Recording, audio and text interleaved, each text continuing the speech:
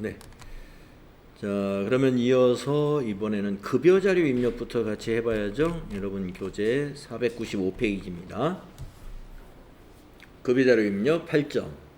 1월 급여 2명의 1월 급여 자료가 있습니다. 기본급, 직책수당, 육아수당, 자가운전보조금, 시간의 근로수당. 자, 자료 설명을 보겠습니다. 1월 급여 자료이다. 급여 지급일은 다음 달 10일로 되어 있습니다. 그러면 1월 급여는 2월 10일 날 지급했다 이 말이죠. 육아수당은 6세 이하 자녀가 있는 경우 육아비용으로 지급하고 있어요. 육아수당 비과세죠. 자가운전보조금은 본인 명의의 소유 차량을 직접 운전하여 업무상 이용하고 매월 고정비로 지급을 하고 있습니다. 월정액이란 얘기예요. 매월 고정적으로. 실비 변상적인 급여이기 때문에 자가운전보조금 비과세죠. 당사는 사무직 및 생산직 근로자에 함께 근무하고 있으며 시간의 근로수당은 사무직은 과세, 생산직은 비과세를 적용하고 있으니까 시간의 근로수당 비과세로 등록해야죠. 사회보험은 자동 계산된 금액으로 공제한다. 자, 평가 문제 1번. 급여자료 입력 메뉴에서 수당 등록을 하시오. 단 자료에 제시된 수당 및 공제명으로 등록할 것. 자, 먼저 1번 수당 등록을 하겠습니다.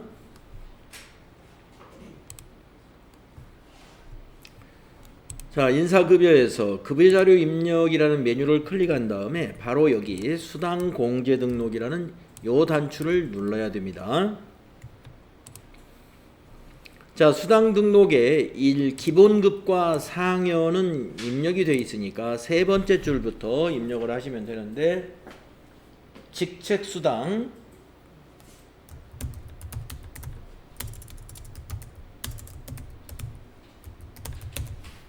그대로 입력하시고, 과세입니다. 직책수당은. 자, 급여 해놓고 밑으로 내려오시고, 두 번째가 육아수당이 있었죠.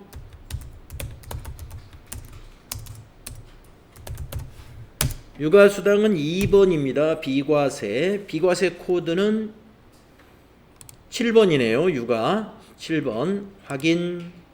밑으로 내려옵니다.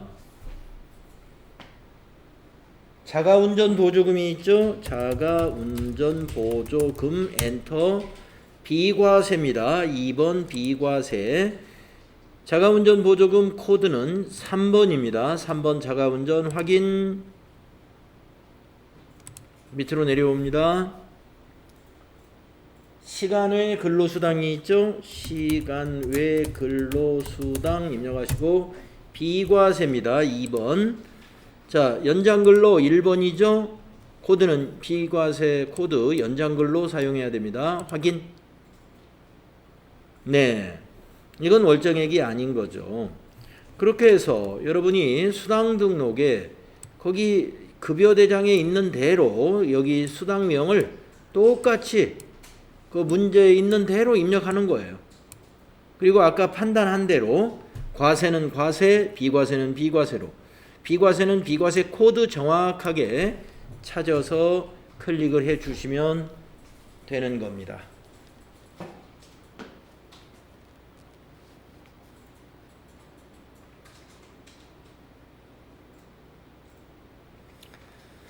자, 그 다음에 평가 문제. 자, 밑에 확인 눌러주시고 평가 문제 2번은 1월 급여 자료를 입력하시오. 1월 급여 자료 입력하라는 거니까 귀속 연월을 1월로 하고 구분은 1월에 상여금이 없죠. 그러면 1번 급여 하고 다음 달 10일에 지급한다 그랬으니까 지급일은 2021년 02월 10일이 돼야 되겠습니다. 자, 김철훈부터 입력해 봅시다. 김철훈의 기본급 130만원, 직책수당 20만원, 육아수당 없고 자가운전 20만원, 시간의 근로 30만원. 이렇게 되면 김철우는 생산직인데 시간의 근로 비과세, 자가운전 비과세 두 개 합치면 50만원이 비과세로 나오는 거 맞죠? 김영희 선택하고 김영희 급여자료 그대로 입력합니다. 기본급 180만원, 또 직책수당 20만원, 또 육아수당 10만원, 또 자가운전 20만원, 또 시간외 15만원. 이렇게 입력했을 때 김영희는 사무직이니까 육아수당하고 자가운전하고 두 개가 비과세죠. 그래서 비과세가 여기 30만원 잡혀 있으면 되겠습니다. 이렇게 하면은 2번 8점짜리 급여자료 입력 문제 끝났습니다.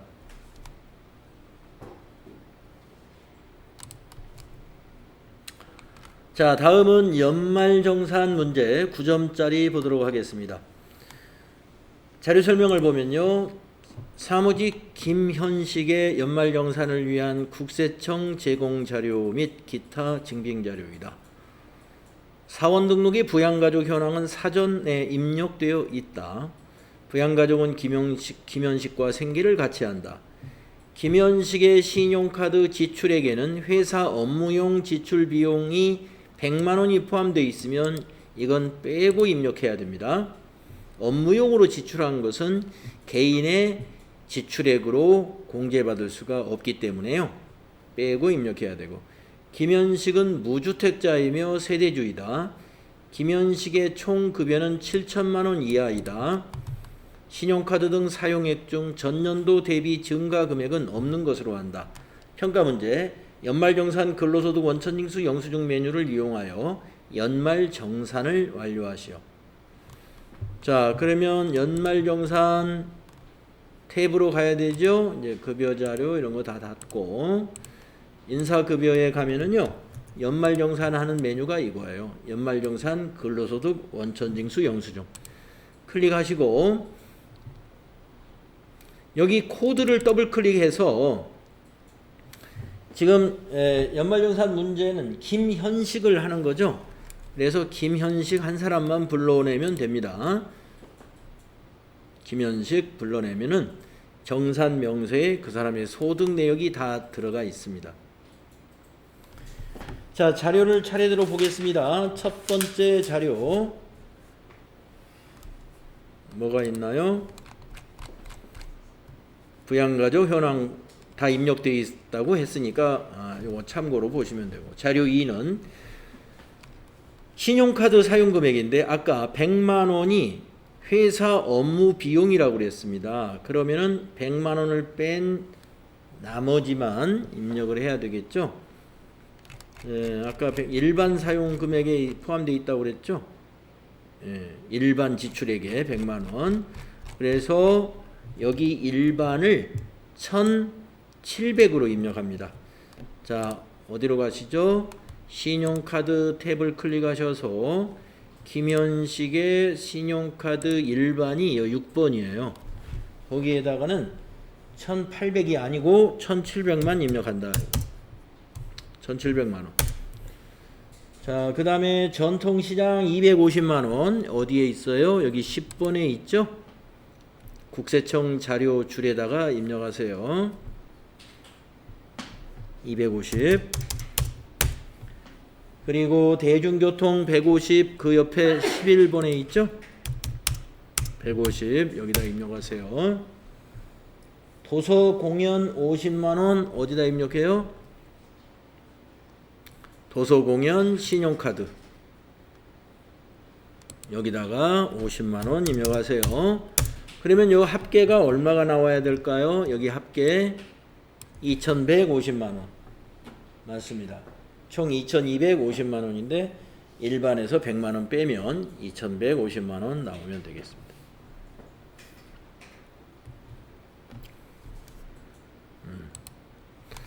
다음 자료는 뭔가요? 직불카드네요.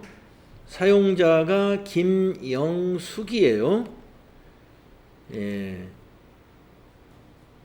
전통시장과 일반에 사용한 거 있습니다. 김영숙의 신용카드는 여기 본인 밑에서 더블 클릭해가지고 김영숙 직계 존속, 형제 자매 거는 입력을 하면 안 되지만 직계 존속이나 직계 비속 입력하죠.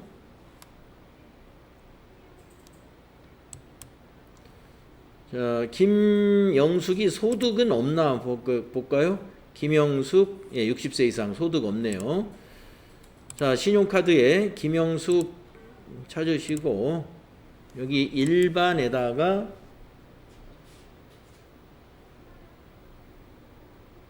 (320만원) 그 다음에 전통시장에다가 (50만원이) 직불카드죠. 신용카드가 아니라. 네, 직불카드는 여기입니다. 7번에 입력해야 돼요.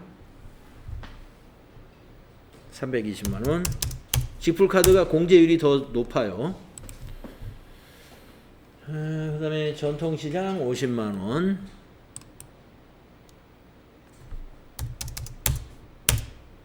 네, 7번과 김영숙은 여기 7번과 10번에 국세청 줄에다가 입력을 해줘야 돼요. 그래서 370만원 나오면 되겠습니다.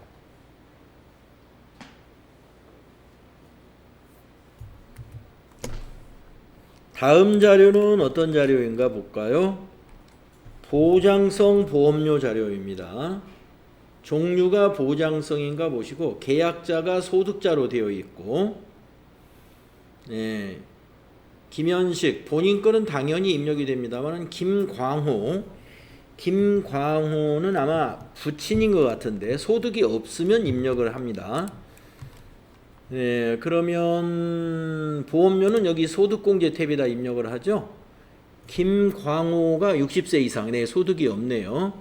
자, 본인 거와 김광호 다 입력을 하면 되겠습니다. 자, 80만원. 김현식의 보장성 국세청에다가 80만원 입력하시고, 김광호 보장성 국세청에다가 65만원이죠. 이렇게 입력하면 됩니다.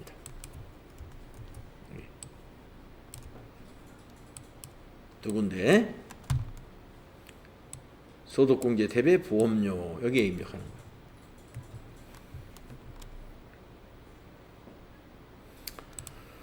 그 다음에 자료는 무슨 자료인가요? 교육비 자료이네요. 학생이 김현식 본인이군요. 대학원 교육비 본인 거는 입력이 됩니다. 970만원 입력하겠습니다. 교육비는 소득공제 탭에 김현식 자기죠. 자, 여기에 본인 대학생 해놓고 입력하면 돼요. 대학원도 여기에다가 국세청에다가 일반에다가, 예,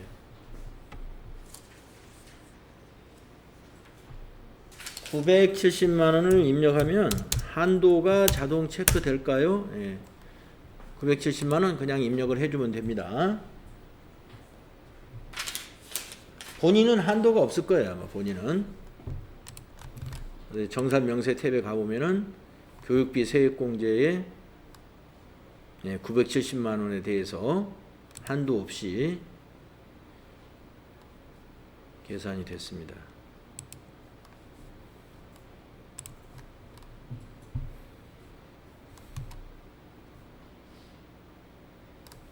자, 김현식의 교육비 여기 970만원 국세청주에 입력했습니다.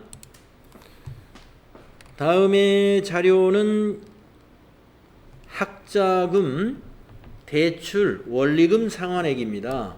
가입자가 이영은이네요.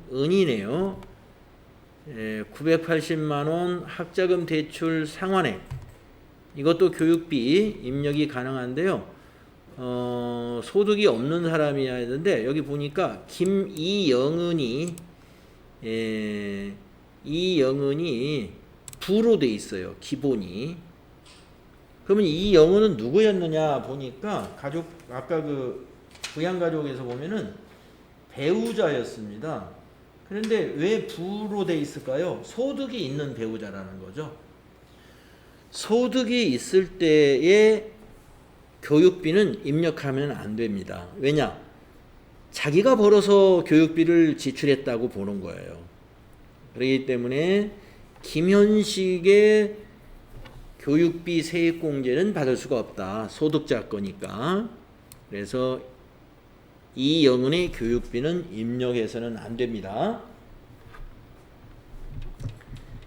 우리가 교육비는 나이는 보지 않지만 소득은 보는 거예요. 소득이 있는 사람의 교육비는 입력하지 않습니다. 소득이 있는 부양가족의 교육비는 입력하지 않는다 이 말이죠. 자, 그 다음에 주택마련저축이 있습니다. 주택마련저축은 아까 저기에서 뭐라고 그랬냐면은 아까 자료 설명해 보면 김현식은 무주택자라고 그랬어요. 김현식은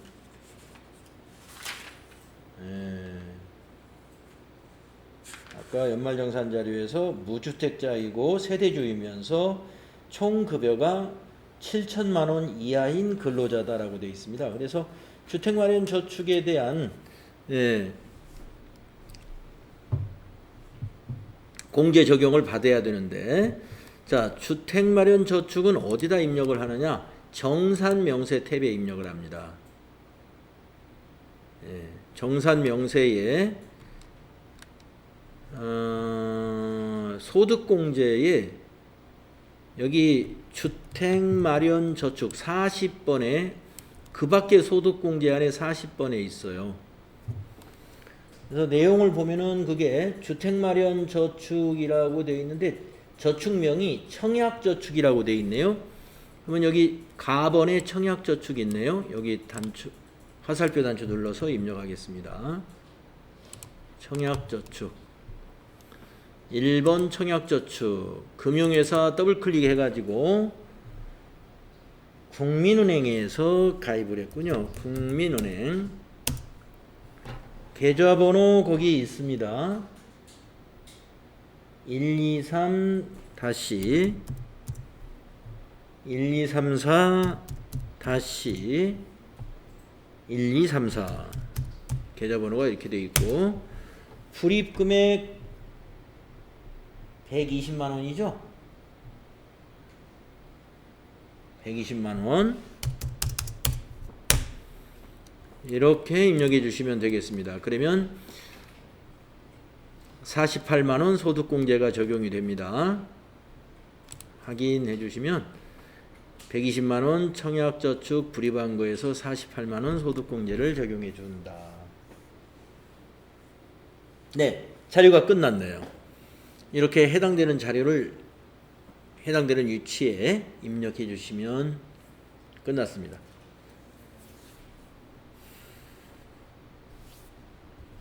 그래서 TAT 2급 실무수행 우리 모의고사 1회 거 한번 처음부터 끝까지 해봤네요.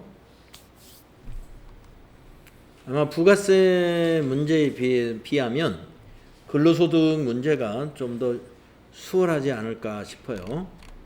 어렵지 않죠? 혹시 다른 질문 있으시면 한번 질문 받아보겠습니다.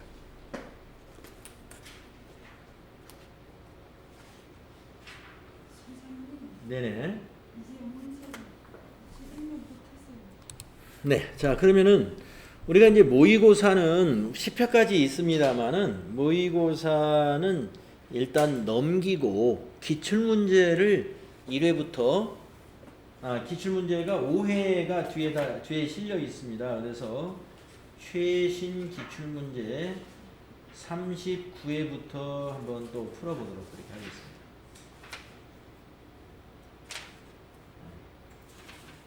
모의고사는 일단 넘어가는 걸로 하고요. 나중에 기출문제 다 풀고 시간 남으면 그때 와서 모의고사 한번 풀어보도록 하겠습니다. 665페이지 최신 기출문제 39회 거 한번 같이 보겠습니다.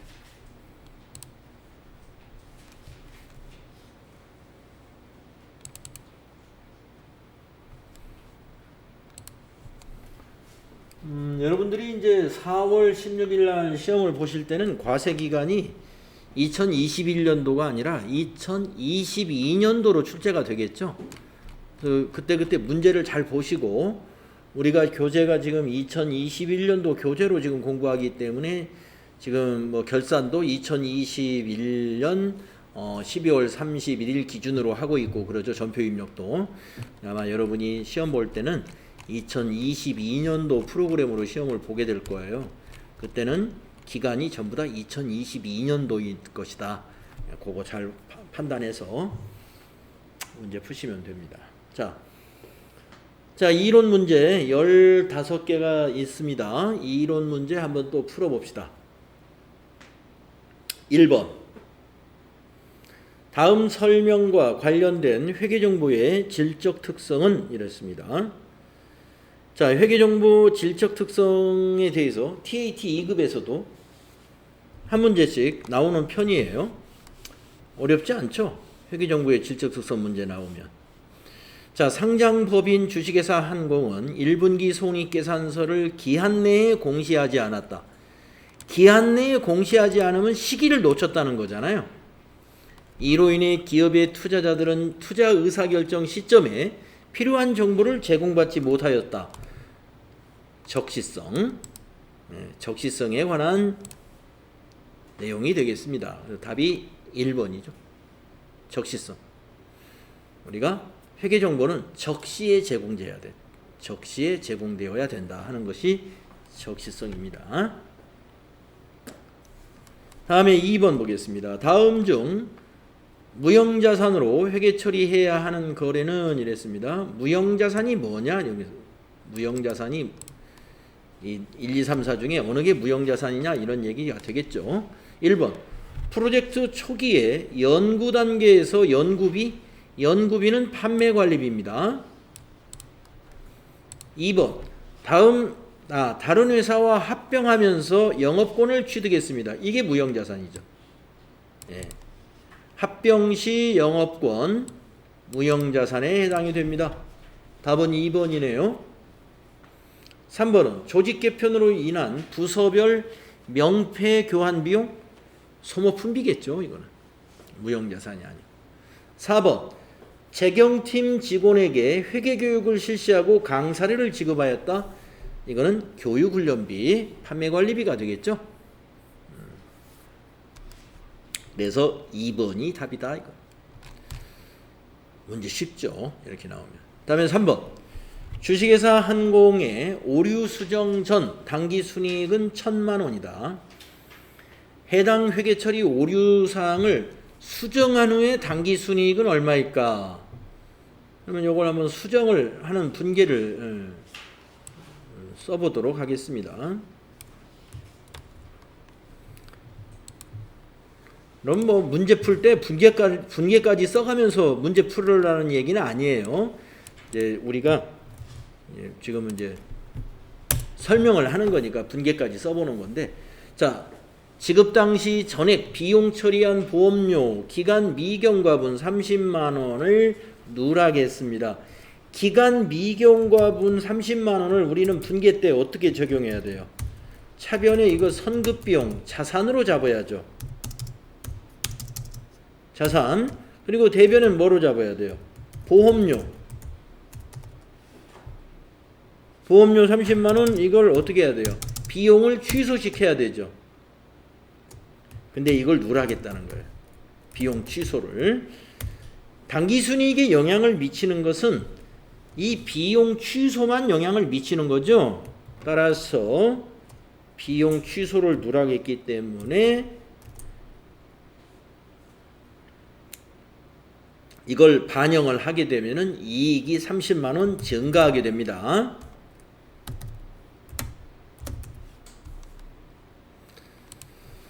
그 다음에 두 번째 거,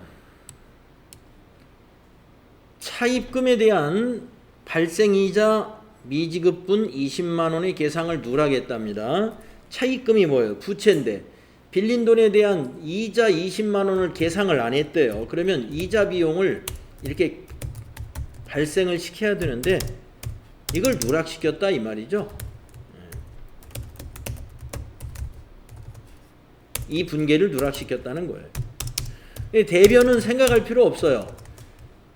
우리가 당기순이익에 영향을 미치는 것은 수익과 비용만 영향을 미치는 거니까 비용 발생을 시켜야 되면은 비용 발생을 시키게 되면 이건 비용이 발생한 것만큼 이익은 감소하게 되는 거죠.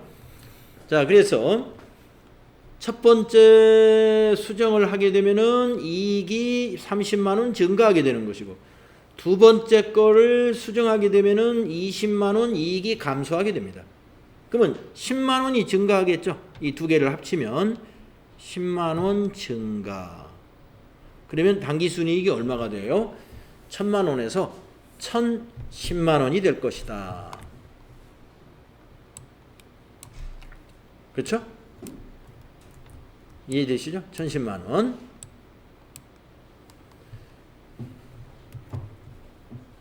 이렇게 판단해서 여러분이 1010만 원이 된다. 결론을 내야 됩니다. 다음은 4번 문제 보겠습니다. 다음은 주식회사 한공의 매출채권 및 대손 관련 자료이다. 2021년도 손익계산서에 계상될 대손상각비는 얼마인가? 자, 대손상각비가 발생하는 분계가 어디서 나오는가를 잘 보면 돼요. 자, 20년 말에 매출채권은 2,500만 원이고 20년 말에 대손충당금은 60만 원이고 20년에 상각된 매출채권 중에 2021년도에 회수된 금액이 50만 원이다.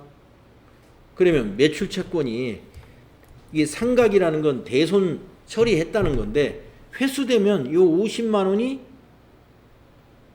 대손 충당금으로 충당이 됩니다. 그 다음에 21년 중 회수 불능으로 대손 처리된 매출채권은 80만 원이다. 이 80만 원은 차변에 대손 충당금이 오고 대변에 매출채권 잔액이 가는 거죠. 그럼 여기서 80만 원은 또 감소합니다. 대손 충당금이.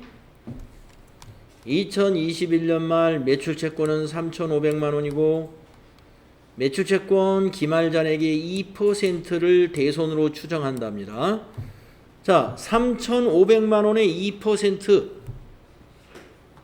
이만큼을 대손 충당금으로 설정해야 돼요. 3,500만 원 곱하기 2% 했더니 70만 원. 70만 원을 대손 충당금으로 설정해야 되는데 지금 현재 대손 충당금 잔액은 60에서 50 더하면 110에다가 80만 원 빼니까 잔액이 30만 원 있는 상태죠. 그러니까 40만 원만 추가 설정하는 거죠. 그 40만 원 추가 설정할 때 그때 대손상각비라는 분계가 나와요. 차변에 대손 상각비 40만 원, 대변에 대손 충당금 40만 원. 이런 분계가 언제? 12월 31일 날 요 분계에서 이게 나타난다 이거죠. 그래서 대손상각비 분계는 여기에서 한 번밖에 안 나와요. 답이 3번입니다. 40만 원.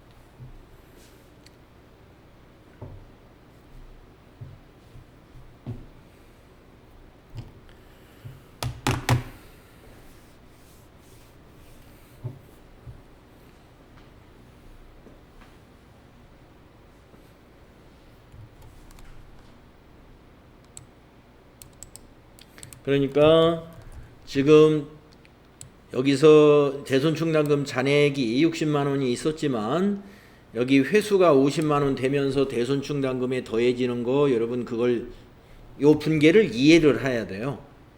요 분계를 요 분계가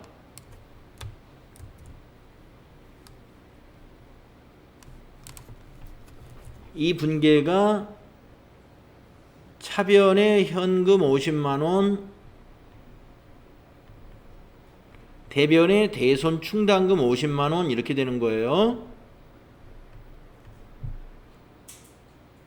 요 분계가 50만 원을 회수했다 그러면 대손 처리한 것이 돈이 들어왔으니까 차변에 현금이 증가하겠죠. 대변에는 그것을 대손 충당금으로 다시 충당해요. 그래서 아까 여기다 50만 원 더해라고 그런 거예요. 대손 충당금의 잔액은 대변에 있는 거니까. 그 밑에 거는 회수 불능으로 대손 처리된 매출 채권 금액이 있어요. 그러면 회수 불능으로 대손 처리될 때 차변에 대손 충당금이 와요. 그래서 여기서 80만 원을 빼주라고 그런 거예요. 그래서 대손 충당금 잔액이 결산일 현재 30만 원이 있었던 거예요. 그걸 계산을 잘 했어야 된다. 이거.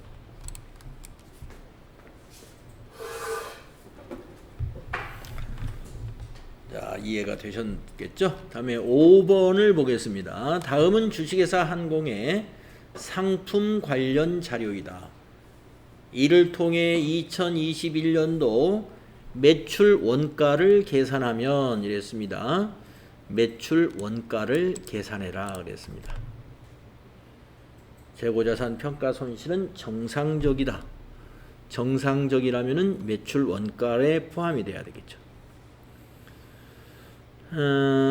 기초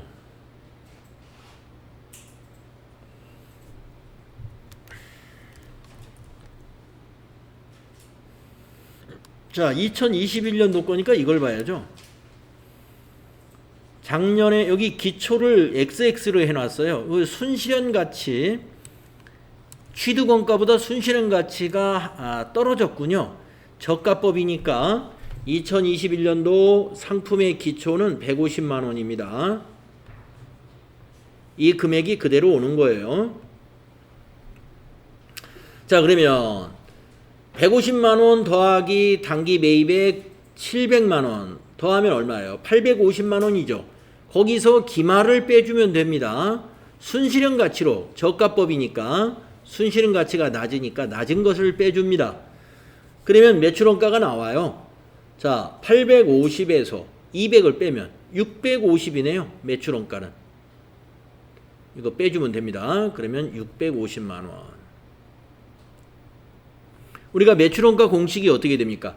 기초 더하기 당기 매입 빼기 기말이죠. 그래서 150만 원 더하기 700 빼기 200만 원이다 이거예요. 그래서 650만 원이 매출원가가 되겠습니다. 3번이군요.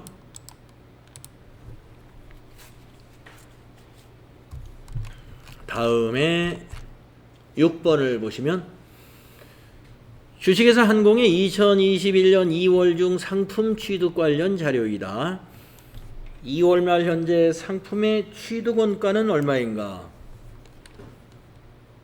자, 2월 1일 날에 1000개를 단가 1200원에 샀으면 120만 원인가요? 예.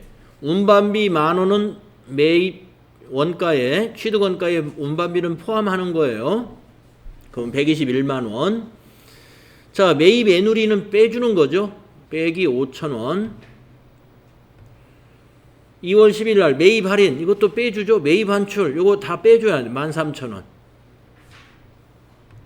네, 이렇게 하면 되죠. 자, 그러면 121만 원에서 18,000원을 빼줘야 되겠네요. 요 세 개는 다 빼주는 거네요. 18,000원. 그러면 만원까지고 8,000원이 더 까져야 되니까 110만 2천원 120만 원이니까 여기서 8,000원 빼면 111만 9,200원 계산기로 하면 이게 나오나요? 120만 원에서 더하기 만원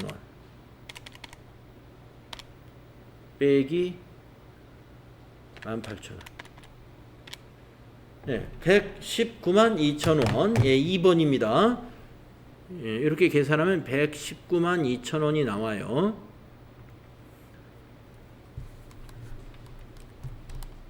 2번이 답이 되겠다.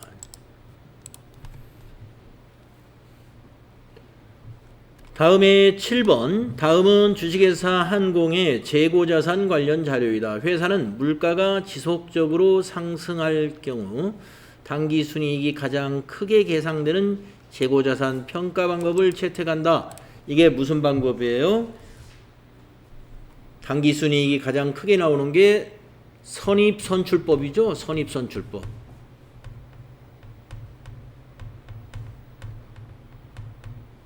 선입선출법.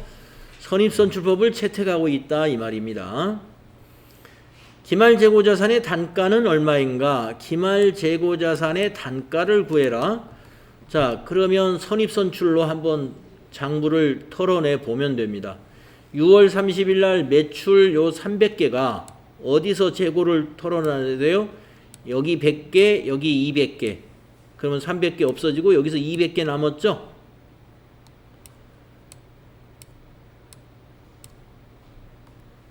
그 다음에 12월 10일 날 매출 200개는 선입선출이니까 여기서 없어졌죠?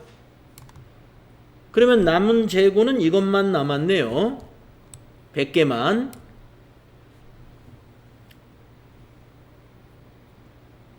그래서 단가가 1,500원짜리가 재고로 남은 거예요.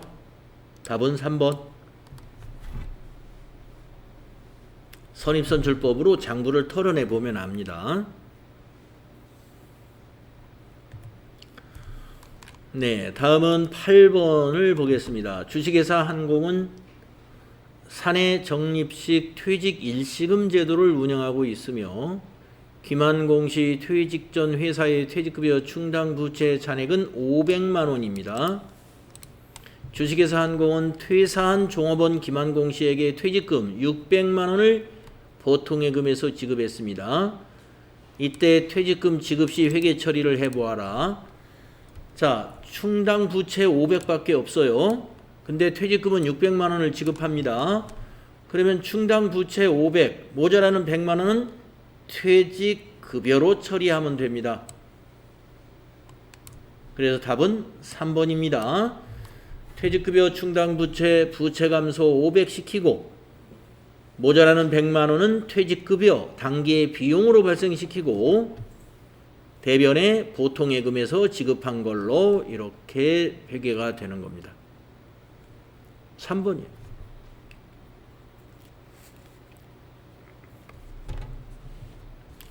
자, 다음 문제는 부가가치세법 문제입니다. 다음 중 부가가치세법상 간이과세자에 대한 설명으로 옳은 것은 법인 사업자는 적용 대상이 안 되죠. 법인은 간이과세자가 될 수가 없어요. 법인은 다 일반 과세자입니다. 직전 연도 공급대가 합계액이 4,800만 원 미만인 간이과세자는 영수증 또는 세금 계산서를 선택하여 발급할 수 있다. 4,800만 원 미만인 간이과세자는요. 선택 안 돼요. 영수증만 발급할 수 있습니다. 네. 틀렸습니다. 다음 3번.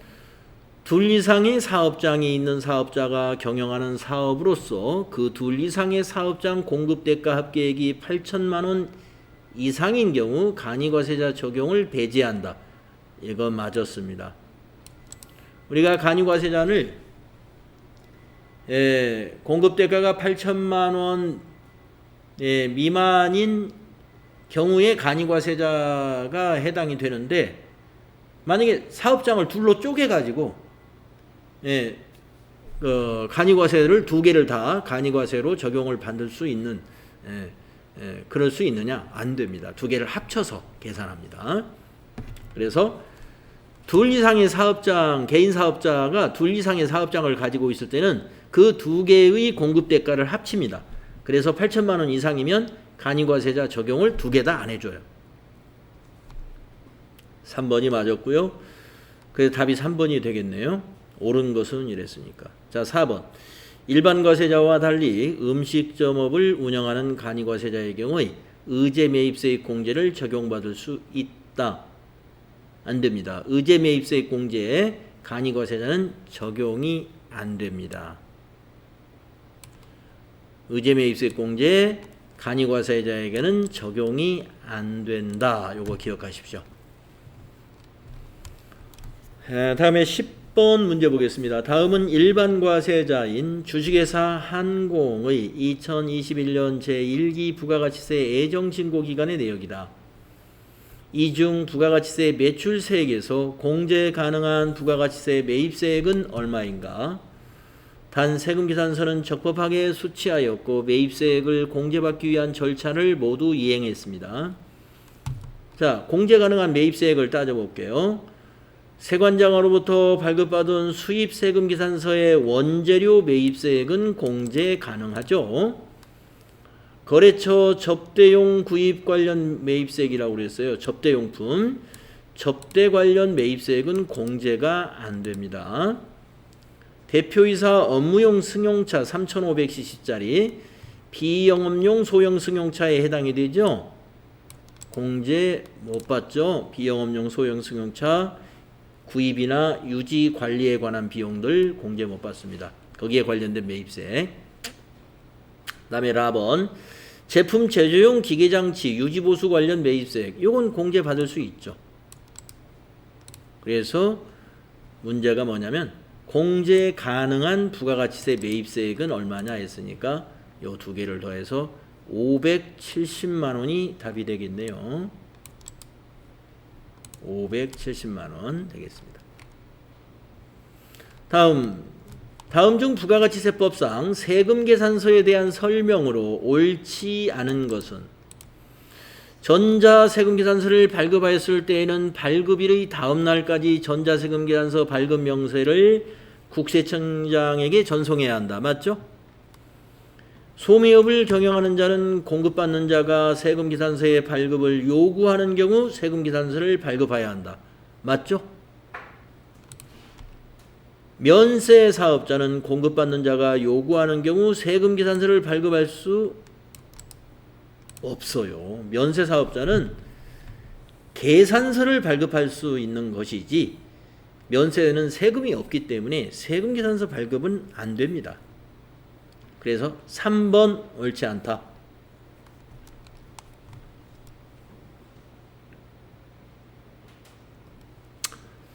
다음은 12번 문제. 다음 중 금융소득에 대한 설명으로 옳은 것은 이랬습니다. 1번. 이제 여기서부터 12번부터는 소득세 이론이네요. 통지예금의 이자는 약정에 따른 이자 지급 개시를 수입시기로 한다. 이 소득세의 수입시기가 가장 어려워요. 자, 2번. 출자 공동사업자의 배당소득은 조건부 종합과세 배당소득에 해당이 된다. 출자 공동사업자의 배당소득은요, 조건부가 아니라 무조건 종합과세입니다. 틀렸어요. 3번. 실지 명의가 확인되지 아니하는 금융소득은 명의가 확인되지 않는 것은 비실명이라는 거죠. 무조건 분리과세합니다. 종합과세가 아니라 무조건 분리과세. 왜냐하면은 비실명 금융소득에 대해서는 높은 원천징수를 하고 있거든요. 세율 자체가 원천징수 자체가 높아요. 그렇기 때문에 분리과세하는 게 더 과한 세금을 높은 세율을 적용할 수 있기 때문에 무조건 분리과세하고 있습니다. 4번. 법인세법에 의하여 처분된 배당은 법인의 사업연도 결산 확정일을 수입시기로 한다. 네, 맞습니다. 법인세법에 따라서 처분이 되려면은 법인세법에 따라서 결산이 법인세 세무조정이 끝나야 되잖아요. 그 법인세 세무조정을 끝내는 것을 우리가 결산 확정일이라고 그래요. 그래서 4번이 옳은 것이다. 이 통지예금의 그 수입시기는요, 조금 있다가 한번 답지 해설지 보고 요거 한번 확인해 보겠습니다. 다음에 13번. 다음은 거주자 김한공 씨의 2021년도 귀속 소득의 내역이다. 김한공 씨의 종합소득 금액을 종합소득 금액에 합산될 종합과세 대상 금융소득은 얼마냐? 별도의 언급이 없는 한 적법하게 원천징수는 되었다. 금융소득, 종합과세되는 금융소득 따져보겠습니다. 내국 법인으로부터 받은 배당금, 이거는 조건부 분리과세가 되는데 2천만 원 이하이면 종합과세가 되지 않습니다. 계약의 해약으로 인한 배상금, 계약의 해약으로 받는 배상금을 이걸 금융소득이 아니라 기타소득이에요. 이건 기타소득, 이건 다 빼야 됩니다. 제외예요. 외국 법인으로부터 받은 현금 배당금, 그런데 원천징수가 안 했다면 이거는 무조건 종합과세. 금액이 작든 크든 무조건 종합과세. 원천징수 되지 않은 금융소득은 무조건 종합과세. 비영업대금의 이익하고 요 두 개를 합쳐보세요. 현금 배당 요거하고 요거를 합쳐보니까 얼마예요? 1,300만 원이죠. 이것이 두 개가 합쳐서 이거는 조건부 분리과세이익인데 2천만 원 이하이면 분리과세를 선택할 수가 있습니다. 비영업대금의 이익 900만 원과 내국법인으로부터 받은 현금 배당금 요 두 개가 조건부 분리과세를 선택할 수 있는 금융소득이란 말이에요. 2천만 원 이하에 해당이 되죠. 합치면. 따라서 종합소득 금액에 합산되는 것은 요것만 합산하면 되면 되겠습니다. 답은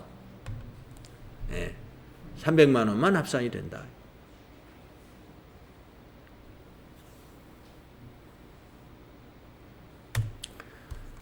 다음 14번. 다음 중 소득세법상 연금소득에 대한 설명으로 옳지 않은 거, 공적연금만 있는 자가 다른 소득이 없는 경우에는 과세표준 확정신고를 하지 않아도 됩니다. 맞아요. 2번. 공적연금소득은 공적연금관련법에 따라 연금을 지급받기로 한 날을 수입시기로 한다. 맞아요. 연금소득 공제액이 900만 원을 초과하는 경우에는 900만 원을 공제한다. 연금소득 공제 한도가 900만 원입니다. 맞아요.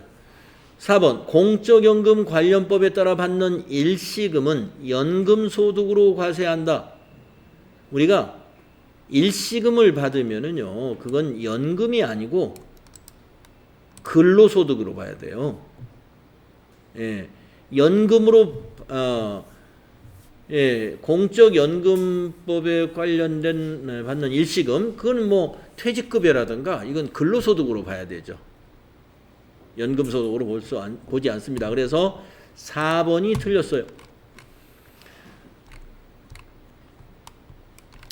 다음 마지막 15번. 다음은 주식회사 한공에 근무하는 거주자 김한공 씨의 2021년 연말정산 관련 자료입니다.